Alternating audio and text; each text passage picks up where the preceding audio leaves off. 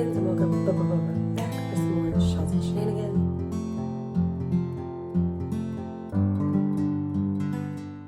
Hi friends, here are a few facts about Perseverance rover heading to the Red Planet. Perseverance rover, nicknamed as Percy, is the same size as a car and heavy as a black rhino. You know why Percy has been sent to the Red Planet? I know. It's been sent to search for ancient life on Mars by collecting rocks and soil samples, to fly a drone outside Earth's atmosphere, to produce oxygen in Mars. You know what makes Percy different from the previous rovers? Ingenuity. It's a small robotic helicopter tied to the rover's belly. It can fly up to 90 seconds. It's the first time we are going to fly a helicopter in another planet. Moxie. Moxie produces oxygen. It's like a tree. It inhales carbon dioxide and exhales oxygen. One day, when we humans reach Mars, we can produce the required amount of oxygen if this works. You know what? The famous duo's gonna land in Mars as well.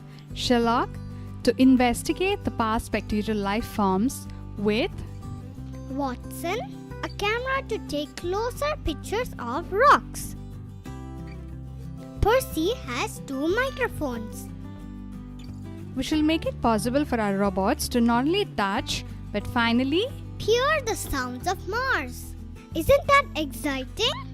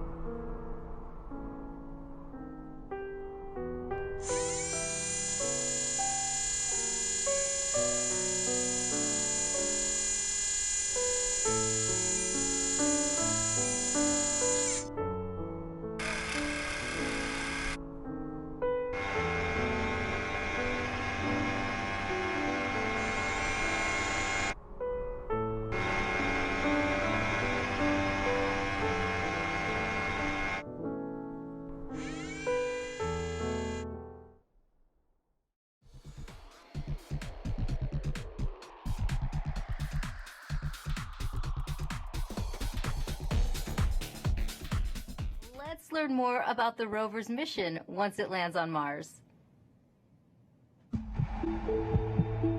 Mars is the closest place that we can reach with robotic exploration that we think had a really good chance of having ancient life. The Perseverance rover will land at a location called Jezero crater. Jezero crater is a very interesting place.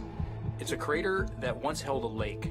There are a lot of craters on the surface of Mars that could have once hosted ancient lakes, but not every crater that we think had a lake actually preserves evidence that that lake was there.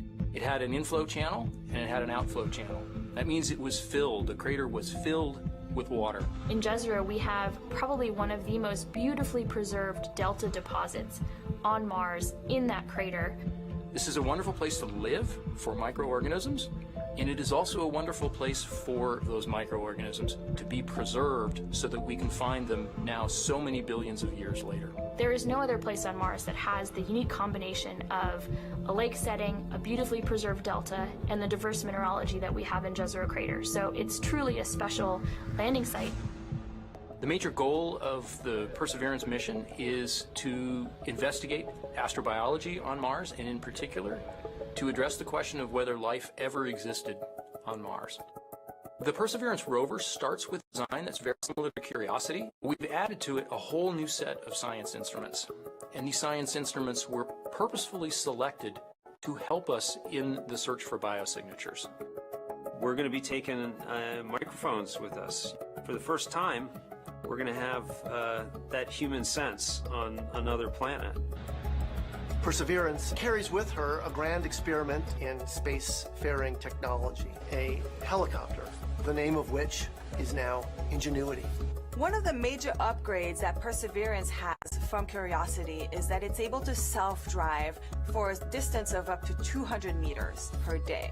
As the rover is driving, it's literally building the map of the road it's driving on Mars. Scientists for years have told us that to really unlock the secrets of Mars, we have to bring samples from Mars back to Earth. So what Mars 2020 is going to do is to drill samples, put them in small tubes. We're going to seal it in its own individual tube. We set them on the surface to provide a target for the second two missions, which hopefully will get in development in the next several years and could potentially get the samples back to Earth by 2031. Perseverance is a very, very profound first step in both our understanding of our place in the universe and a stepping stone towards human exploration on Mars.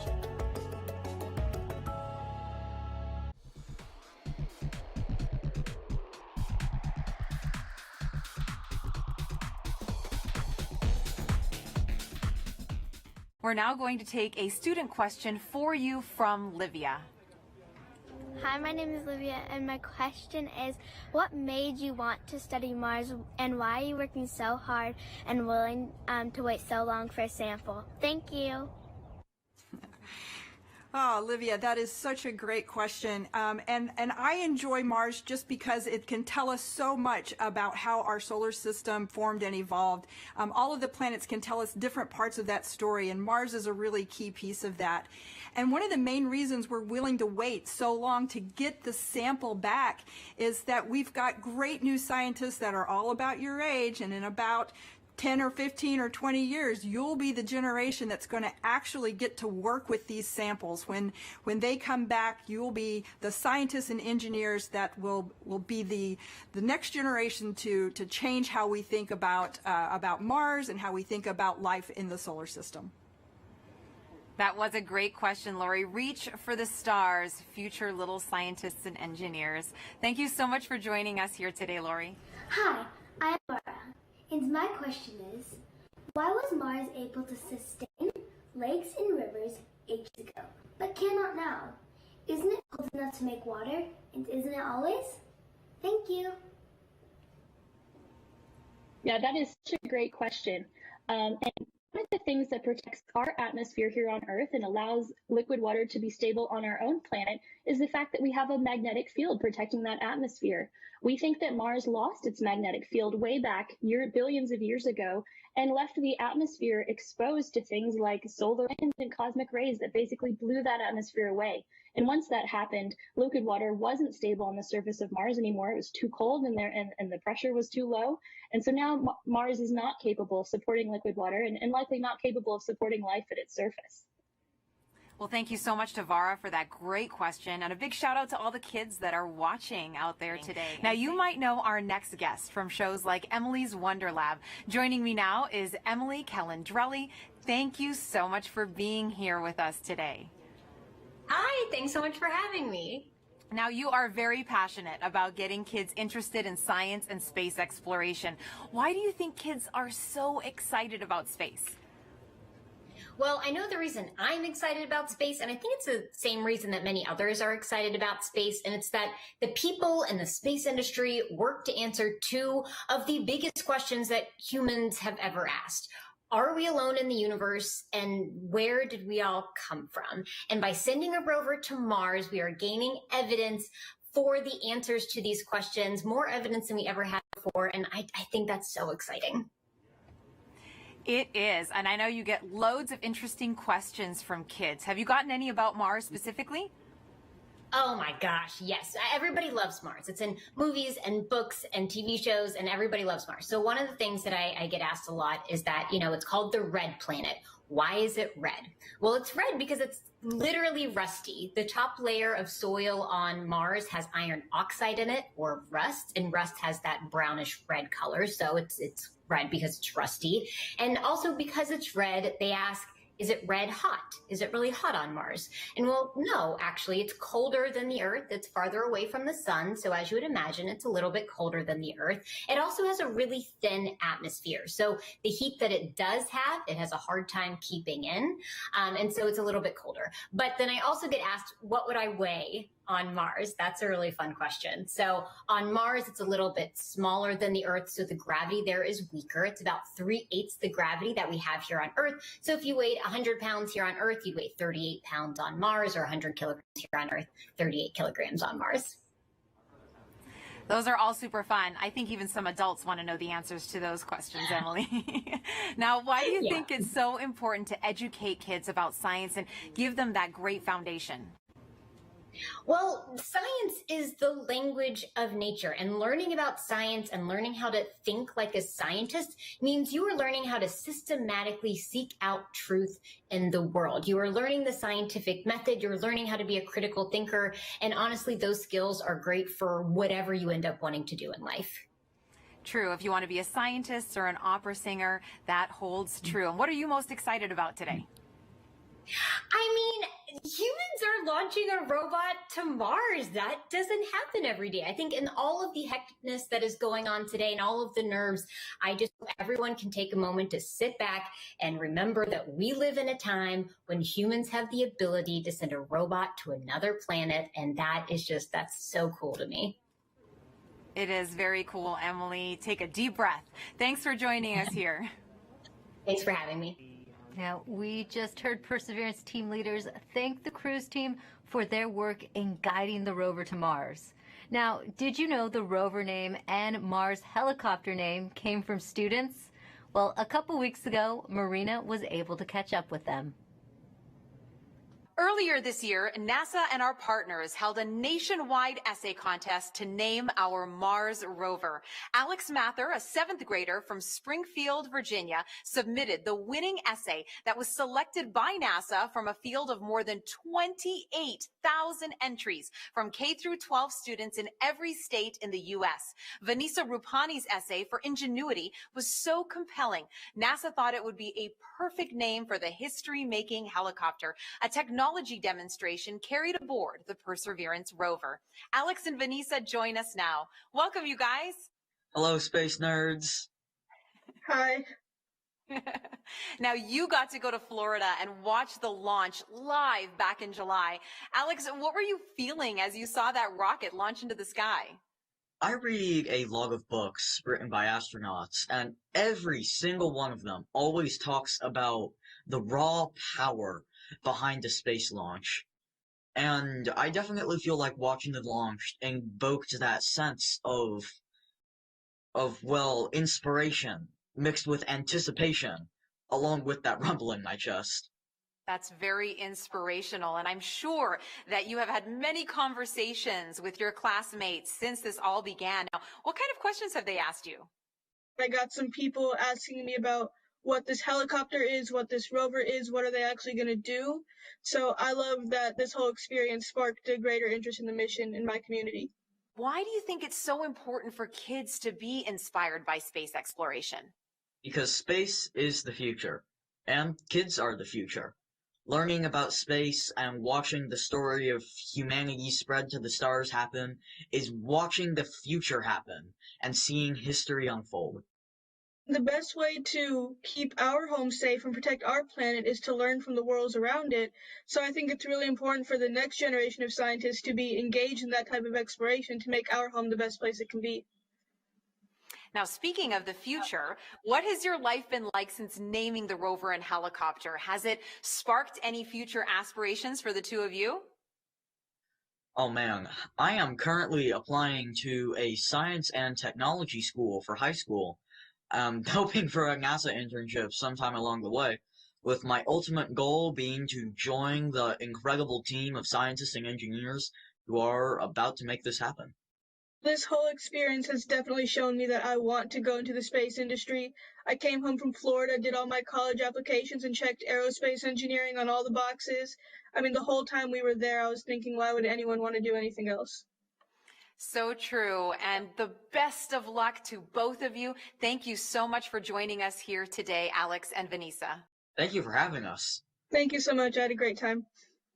Now, your essays, as well as the top 155 finalist essays, are riding on the Perseverance rover, along with nearly 11 million of the names from all over the world that were submitted before launch. And if you miss the chance to get your name on Perseverance, then you will get another chance to reserve a spot on the next mission to Mars. So make sure that you sign up now at mars.nasa.gov for your boarding pass.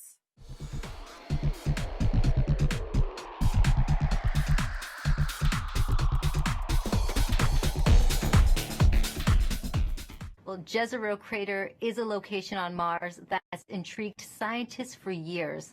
Let's head over to Marina to learn more about the science goals of the mission. That's right, Raquel. Here to explain why we want to go there is Deputy Project Scientist Katie Stack Morgan. Welcome, Katie. Thanks, Marina. Glad to be here. Now, Perseverance is landing on Mars at the Jezero crater. Why is it that you and the team chose this particular area? Yeah, so scientists believe Jezero crater is one of the best places on Mars and possibly the entire solar system to look for signs of ancient life. Jezero contained an ancient lake and has within it one of the best preserved ancient delta deposits on the surface of Mars. And deltas form when a river enters a relatively open body of water, like an impact crater, and deposits the sediment that it's carrying into the lake. And we know based on studies of deltas and lakes here on Earth that they're great places to concentrate and preserve organics and support microbial life. We're also excited because Jezero exposes rocks that are between 3.5 to more than 4 billion years old and represent a variety of different geological processes. Now, this might be a tough choice, but what do you think would be the most rewarding scientific discovery that we expect to get from this mission? As hands down, I think the most rewarding discovery I think we can make with Perseverance would be finding a truly compelling ancient biosignature on Mars. The rocks in and around Jezero crater record a period of time when life first arose in the solar system, and we have the opportunity with Perseverance to study the evolution of the planet from a once habitable world likely capable of supporting ancient life to the cold, barren planet we know Mars is today. And why do you think, Katie, it's so important to find out if there really is or was ancient life on Mars? Well, the question of whether there's life beyond Earth is one of the most fundamental and essential questions we can ask. And our ability to ask this question and develop the scientific investigations and technology to answer it is one of the things that make us as a species so unique. And based on everything we know about Mars in the past, it absolutely should have been capable of supporting ancient life. So we can find out an answer to the question, where there were habitable environments, was there life? And studying the possible emergence of life on ancient Mars can also help us better understand the conditions that led to life on our own planet. Earlier, we were able to catch up with the communications systems engineer, Chloe Sakier. She helps us break down the system used to track Perseverance during landing. The communications infrastructure supporting Perseverance's landing is quite complex. We've rallied a truly global network of relay and communications assets to help us capture and record those precious minutes of entry, descent, and landing, or EDL. We receive a stream of engineering telemetry via these communication assets that helps us see and understand exactly what's happening.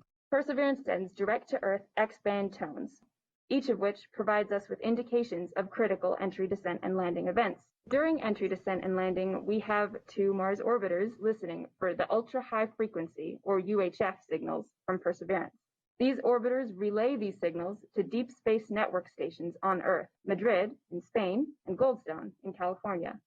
The Mars Reconnaissance Orbiter, or MRO, has reconfigured its software to perform a type of relay called bent pipe. This will provide us with near real-time telemetry during entry, descent, and landing. We have coverage from the Mars Reconnaissance Orbiter from just before entry to a few minutes after landing. The telemetry we receive will be delayed by the time it takes light to travel from Mars to us back on Earth. Additionally, the Mars Atmosphere and Volatile Evolution spacecraft, or MAVEN, is recording these UHF signals and will be relaying that recording hours after landing. MAVEN will be covering us from around the time of cruise stage separation until a few minutes after landing. We also receive what we call heartbeat tones, which are indications that the spacecraft is alive and progressing throughout entry, descent, and landing. It's important to note that while unexpected, we could lose our communication links and still land safely. Because Perseverance is doing entry, descent, and landing completely autonomously, she doesn't need our help to joystick the landing. The communication links give us added visibility. And you can see Chloe hard at work inside Mission Control right now. Perseverance's landing might look like the system the Curiosity rover used back in 2012, but landing on Mars is difficult. There's always a risk involved. Here's what needs to happen for Perseverance to touch down safely in Jezero crater. Nothing can be taken for granted when you get to Mars. There's a lot of things we just don't know. Space always has a way of throwing us curveballs and surprising us. I mean, until we get the data that says we're on the ground safely, I'm going to be worried that we're not going to make it. Entry, descent, and landing is often referred to as the 7 minutes of terror because it takes about 7 minutes to get from the top of the atmosphere of Mars to the ground safely. The spacecraft has to do all of this by itself. There are many things that have to go right to get Perseverance onto the ground safely. There's a lot counting on this. This is the first leg of our sample return relay race. There's a lot of work on the line. Starting about 10 minutes before atmospheric entry, we get rid of really the spacecraft part of the rover that's been supporting us. We come screaming in to the Martian atmosphere at 12 to 13,000 miles per hour. And the heat shield is what dissipates all that initial energy through friction. The vehicle will continue actually flying itself through the atmosphere. It's sort of like a transforming vehicle that went from a spacecraft and now it's kind of like an aircraft actively guiding itself. When we're going slow enough, we deploy a parachute. The biggest supersonic parachute we've ever sent to another planet. It's critical for slowing down the vehicle. Perseverance's entry, descent, and landing borrows heavily from that of Curiosity. But fundamentally, Perseverance is a different rover. She's bigger, she has different instruments. We've added a lot of smarts on the inside to make it more capable so that it can deal with the landing site that we've given. The science team identified Jezero crater as basically an ancient lake bed and one of the most promising places to look for evidence of ancient microbial life and to collect samples for future return to Earth. The problem is it's a much more hazardous place to land. When you look at Jezero, all you see is danger. How do we go to a site that we never thought was safe enough to go to before? So the heat shield, which has protected us all the way through entry, is no longer necessary. We need to get that off so that we can actually see the ground. And we can see the ground in a couple different ways. Perseverance will be the first mission to use terrain relative navigation. So while it's descending on the parachute, it will actually be taking images of the surface of Mars and determining where to go based on what it sees. This is finally like landing with your eyes open. Having this new technology really allows Perseverance to land in much more challenging terrain than Curiosity or any previous Mars mission could. Amongst the rocks and the craters and the cliffs, these things are hazardous to the rover, but these are the things that are interesting to the scientists. Once Perseverance has figured out where she is, we jettison the back shell and parachute and light up our rockets. Those rockets help us steer to a safe landing spot that's nearby. That descent stage takes us all the way down to about 20 meters off the ground. That's when we start the sky maneuver. Once the rover has hit the ground, the descent stage will cut loose from the rover and fly away to a safe distance. Surviving that 7 minutes is really just the beginning for Perseverance. Its job, right, being the first leg of sample return, to go look for those signs of past life on Mars. All that can't start until we get Perseverance safely to the ground. And then that's when the real mission begins.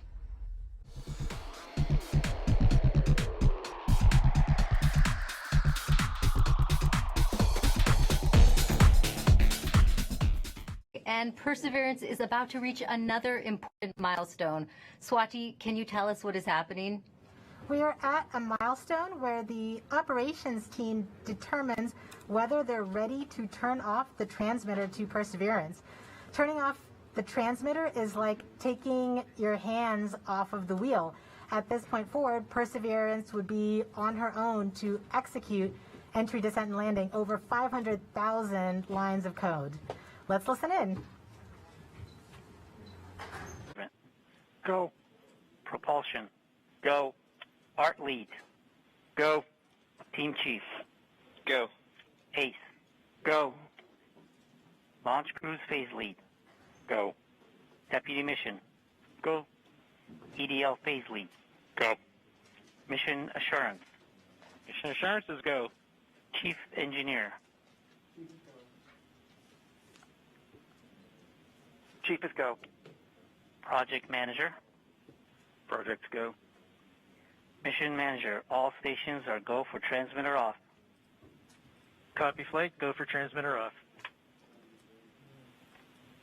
There you have it, Raquel. We have deemed Perseverance ready to execute entry, descent, and landing on her own. Thank you, Swati. As we just heard, Perseverance is now operating on its own as it cruises closer to Mars. 9-10 minutes from now, once the Mars Reconnaissance Orbiter starts relaying information from Perseverance. We are under a minute from cruise stage separation, about 10.5 minutes from entry interface. It's getting exciting. I have to admit, I am quite anxious, but very hopeful that this machine is going to do what we asked it to do. You're seeing the heartbeat tones. Okay, that means that there's no more ones and zeros coming. It's just the vehicle telling us it's still alive.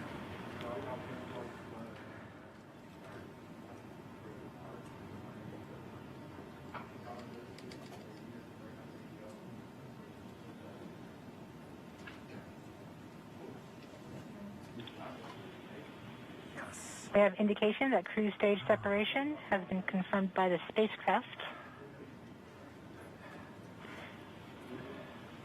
We're off on a good start. In about 1 minute, Perseverance's landing software will wake up and begin the final preparations for entry. The first action it will do is to fire warm-up pulses with its entry thrusters. These pulses ensure that the spacecraft gets the thrust that it wants during entry interface. We're about 9 minutes from entry interface.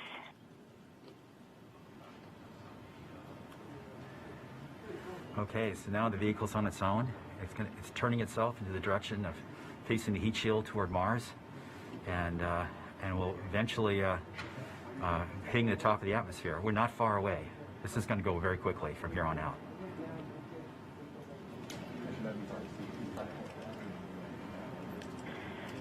We're just under 2 minutes from entry interface. As it gets closer to Mars, Perseverance is actually being pulled in by gravity and accelerating. By the time Perseverance reaches entry interface point, she should be going just under 5.4 kilometers per second.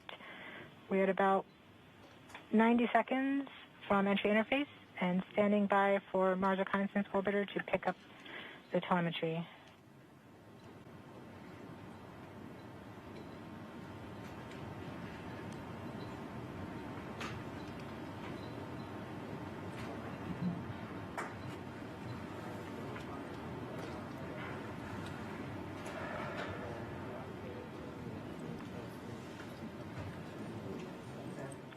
We have confirmation that the Mars Reconnaissance Orbiter is now relaying data from Perseverance.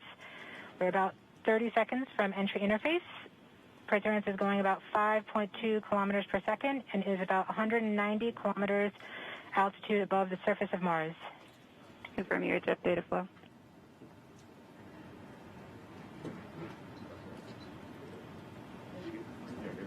About seconds from entry interface.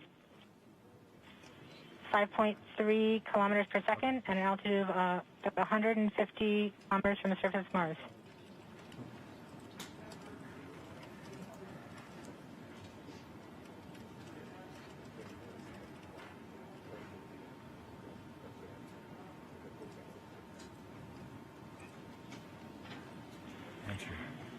We have confirmation of entry interface. Perseverance is currently going 5.3 kilometers per second at an altitude of about 120 kilometers from the surface of Mars.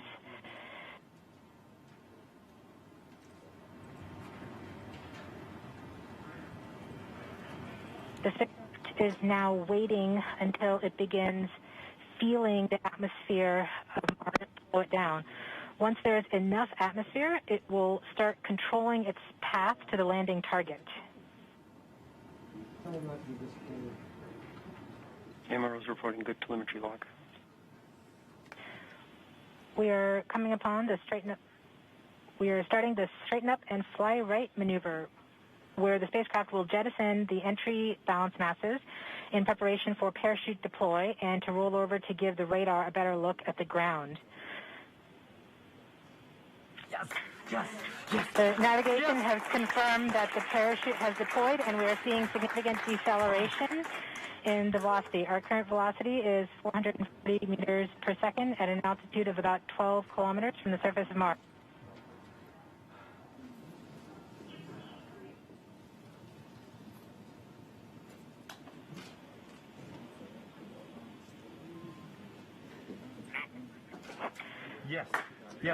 Yes. Perseverance now has radar lock on the ground. Current velocity is about 100 meters per second, 6.6 kilometers of the surface of Mars. Perseverance is continuing to descend on the parachute. We are coming up on the initialization of terrain relative navigation and subsequently the priming of the landing engines. Our current velocity is about 90 meters per second at an altitude of 4.2 kilometers.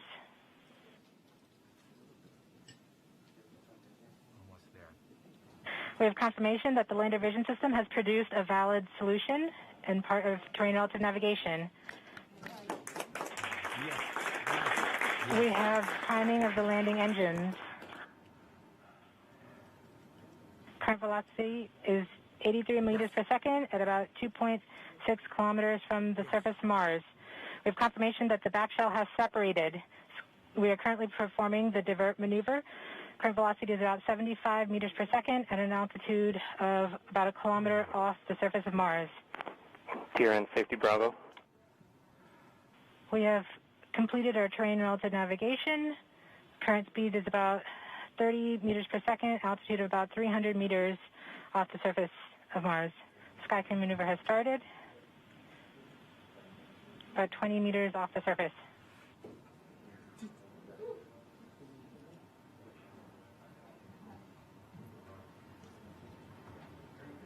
We're getting signals from MRO. UHF is good. Touchdown confirmed. Perseverance safely on the surface of Mars, ready to begin seeking the signs of past life.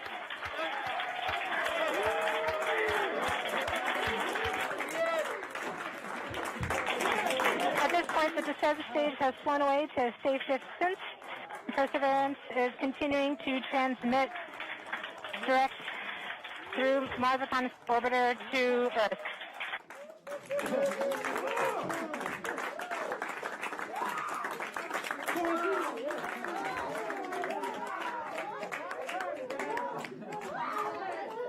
Oh my God.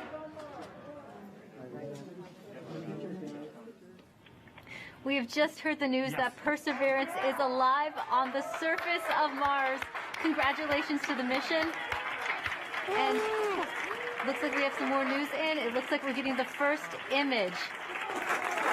Here, take a look at the first image. Flight, this is OL3. I have the target point on the map when you are ready. We are ready, OL3. Go for it.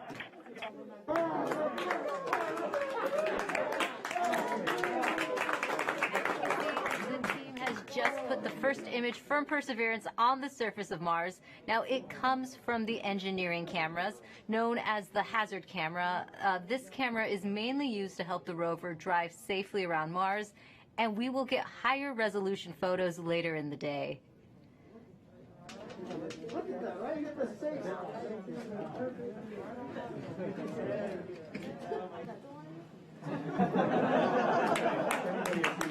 We just got our second image in.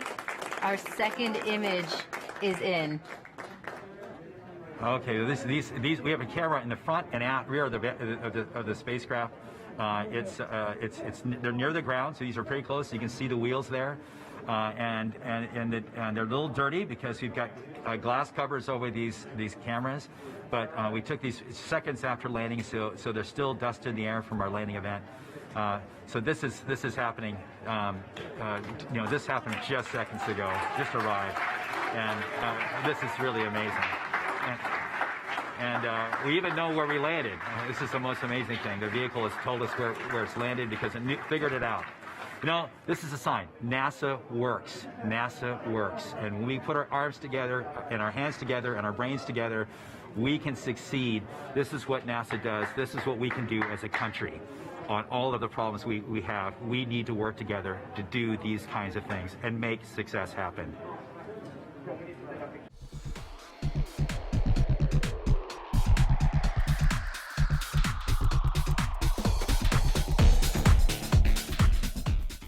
There will be a flight test coming up for the Ingenuity Mars helicopter, and if this technology experiment is successful, it would mark the first time we have taken a power-controlled flight on another planet. Sometimes you have to do something just to show that you can do it. When the Wright brothers flew for the first time, they flew an experimental aircraft. And in the same way, the Mars helicopter is designed to show that we can fly powered helicopter flight in the Martian atmosphere.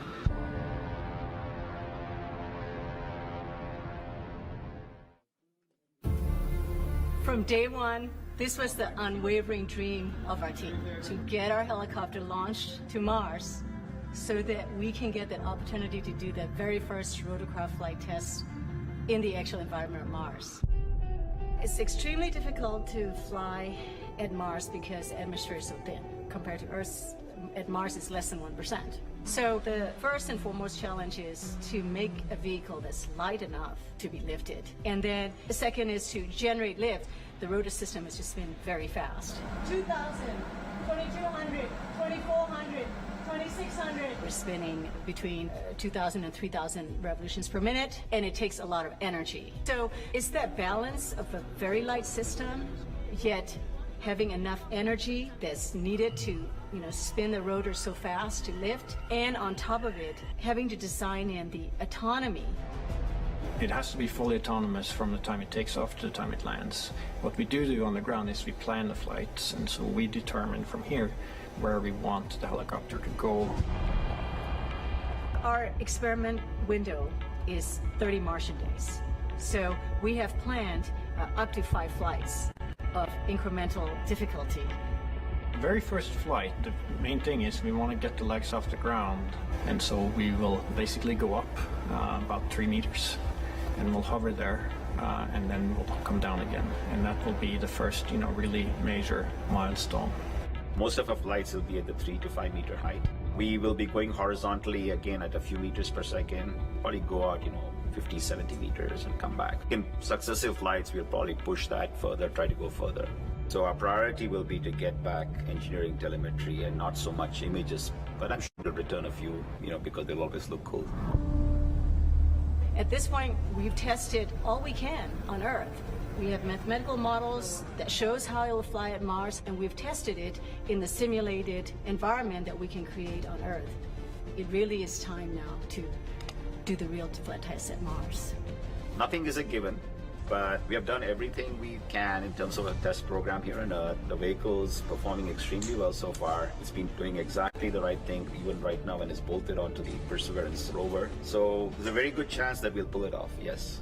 But it's still high risk, and none of us forget that you could have a glitch that, could mean end of mission, yes. It's going to be exciting, reacting to any surprises we have. We can't wait. What's really most important is everything we're learning here is for the future rotorcraft systems that we want to introduce into space exploration. Go Ingenuity. Back to you, Raquel. Thanks, Marina. Landing on Mars is never easy, but this team has persevered, and NASA's 5th rover is on the red planet. You can still hear them buzzing in the back right now. And to get the latest updates on Perseverance as it explores Mars, follow at NASA Persevere on Facebook and Twitter. I'd like to thank everyone watching for joining us today. And to the students and teachers tuning in, we hope you learned a lot from today's landing. And thank you for all your questions.